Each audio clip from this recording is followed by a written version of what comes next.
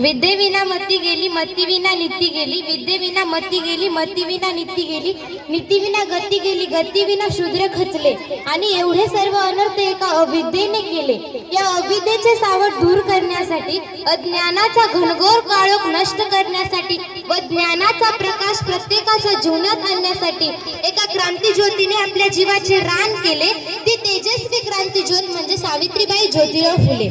सातारा जिल्ह्यातील खंडाळा तालुक्यातील नायगाव या गावी 3 जानेवारी 1831 रोजी लक्ष्मीबाई व खंडोजी नेवसे पाटील या दाम्पत्यांच्या घरी सावित्रीबाई फुले यांचा जन्म झाला.